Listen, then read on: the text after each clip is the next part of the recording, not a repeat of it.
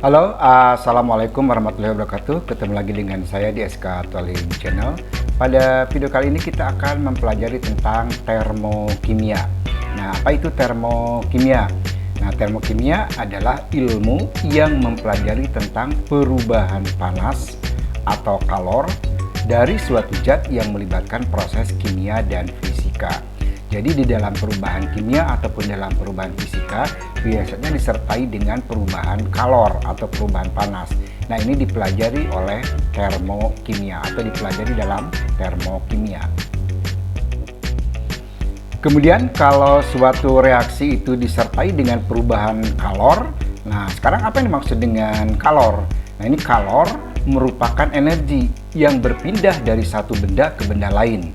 Atau bisa juga berpindah dari suatu sistem ke lingkungan atau dari lingkungan ke sistem, karena antara sistem dan lingkungan terjadi perbedaan suhu atau perbedaan temperatur. Nah, satuan kalor itu sama dengan satuan energi yaitu joule. Kalau dalam dalam kilo berarti kilojoule. Ada kalanya satuan yang dipakai adalah kalori atau kilokalori. Kalor reaksi adalah kalor yang menyertai suatu reaksi kimia. Nah, itu yang dimaksud dengan kalor atau energi. Tadi disebutkan ada yang dimaksud dengan sistem dan lingkungan. Nah, sekarang kira-kira apa yang dimaksud dengan sistem dan lingkungan? Nah, sistem adalah segala sesuatu yang menjadi pusat perhatian. Sistem merupakan bagian yang sedang diamati perubahan energinya. Misalnya, dalam pengamatan proses pelarutan garam dapur dalam air, maka garam dapur dan air merupakan suatu sistem. Atau misalnya, seseorang sedang mengamati darah di dalam tabung reaksi. Nah, itu darah dalam tabung reaksi yang sedang diteliti itu merupakan suatu sistem. Sedangkan yang dimaksud dengan lingkungan adalah bagian di luar sistem. Contohnya misalnya tadi di sini kita mengamati proses pelarutan garam dapur dalam air. Nah, di luar tempat dari pelarutan garam dapur dalam air itu, di luar wadah maksudnya ya, di luar wadah itu disebutnya adalah lingkungan. Sementara garam dan air disebut sebagai sistem, di luar wadah dari air dan garam namanya adalah lingkungan. Nah, saya buatkan ilustrasinya. Nah, ini. Jadi, ini adalah suatu sistem. Misalkan ini adalah suatu tempat atau suatu wadah. Di dalamnya ada sesuatu yang sedang kita pelajari atau kita amati. Itu disebutnya adalah sistem termodinamika. Nah, di luar sistem ini namanya adalah lingkungan. Jadi, ini adalah batas dari sistem. Jadi, ini adalah batas dari sistem. Sementara di luar batas ini namanya adalah lingkungan. Nah, inilah yang dimaksud dengan sistem dan lingkungan. Lalu sistem kita bagi menjadi tiga. Jadi ada tiga macam sistem. Ada sistem terbuka, ada sistem tertutup, dan ada sistem terisolasi. Nah, sekarang kita lihat. Ini sistem. Nah, ini sistem. Kemudian di luar wadah ini, di luar botol ini adalah lingkungan. Nah, yang dimaksud dengan sistem terbuka, di mana di sini terjadi perpindahan massa dan energi.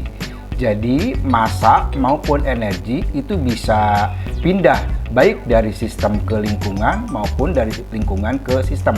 Nah, ini kan tempatnya terbuka ya. Ini terbuka. Jadi, melalui lubang ini atau melalui tempat ini bisa terjadi pertukaran massa maupun energi. Jadi zat bisa masuk, energi bisa masuk, atau zat bisa keluar, energi juga bisa keluar. Nah, sementara sistem yang kedua yang disebut dengan sistem tertutup. Di mana dalam sistem tertutup ini yang berpindah hanyalah energi. Jadi energi bisa masuk ke dalam sistem atau bisa keluar dari sistem. Sementara massa tidak bisa masuk. Materi atau zat tidak bisa masuk, sementara energi bisa masuk atau keluar. Nah, namanya adalah sistem tertutup. Lalu yang ketiga ada sistem terisolasi. Nah, kalau sistem terisolasi ini tidak terjadi apa-apa, artinya tidak bisa masuk baik massa ataupun energi dari sistem ataupun keluar sistem. Jadi ke dalam sistem ini benar-benar terisolasi, tidak ada zat yang masuk, tidak ada energi yang masuk. tidak ada zat yang keluar maupun tidak ada energi yang keluar karena benar-benar terisolasi. Nah, inilah perbedaan antara ketiga sistem tadi. Nah, berdasarkan perpindahan kalor dari sistem ke lingkungan ataupun dari lingkungan ke sistem, maka reaksi kimia atau reaksi termokimia dapat dibedakan menjadi reaksi eksoterm dan reaksi endoterm. Lalu bagaimana yang dimaksud dengan reaksi eksoterm atau endoterm? Nah, kita lihat di sini. Ini sistem, di mana dalam sistem ini kalor bisa masuk. Nah, kalor bisa masuk dari lingkungan. Jadi kalor masuk dari lingkungan ke sistem. Nah, kalau yang seperti ini, maka reaksinya disebut sebagai reaksi endoterm. Karena berarti di sini sistem entalpinya atau energinya akan bertambah. Nah, sehingga biasanya disimbolkan dengan harga delta H. Delta H-nya sama dengan positif. Ini untuk reaksi yang endoterm. Jadi kalor masuk dari lingkungan ke sistem. Sementara sebaliknya, yang dimaksud dengan reaksi eksoterm adalah kalor lepas dari sistem ke lingkungan atau sistem melepaskan kalor. Nah, biasanya ditandai dengan harga delta H sama dengan negatif. Karena di sini berarti sistem kehilangan kalor, sistem akan berkurang kalornya. Nah, ini yang dimaksud dengan reaksi eksoterm. Dengan demikian terdapat perbedaan antara reaksi eksoterm dan reaksi endoterm. Kita lihat di sini perbedaannya. Kalau reaksi eksoterm berarti dia melepas kalor. Kalau melepas kalor berarti dia menghasilkan energi. Sementara reaksi endoterm memerlukan kalor, berarti menyerap energi. Nah, di sini disebutkan bahwa sistem melepas kalor, sedangkan di sini sistem menyerap kalor.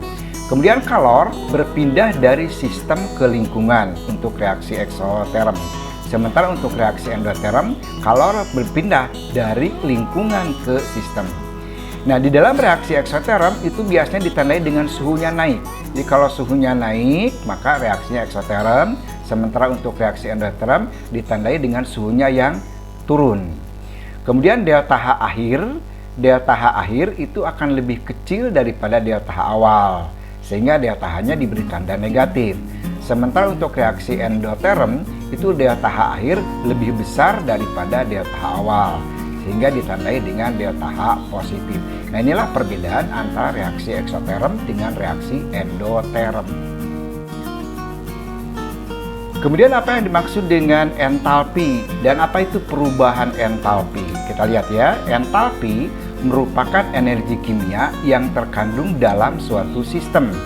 Jadi, kandungan energi yang ada dalam suatu zat kimia itu namanya adalah entalpi.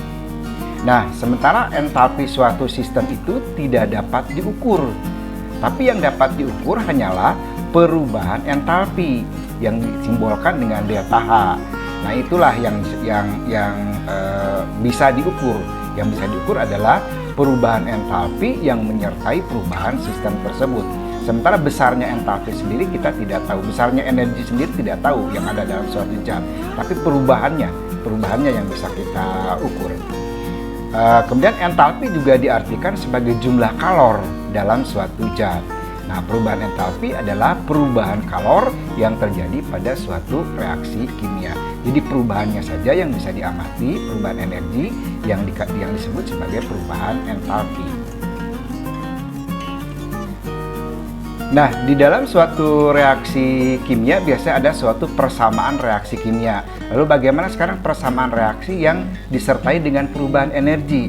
Nah, istilahnya disebut sebagai persamaan termokimia. Jadi persamaan termokimia adalah persamaan kimia yang dilengkapi dengan harga perubahan entalpi atau perubahan energi tadi. Nah, contohnya misalkan CH4 tambah 2O2 menghasilkan CO2 tambah 2O2. Kemudian dia melepas kalor. Nah, reaksi ini melepas kalor. Nah, delta H-nya min 802,3 kJ. Nah, sehingga perubahan entalpinya dituliskan di dalam persamaan reaksi ini. Contoh yang kedua misalkan karbon tambah hidrogen menjadi C2H2.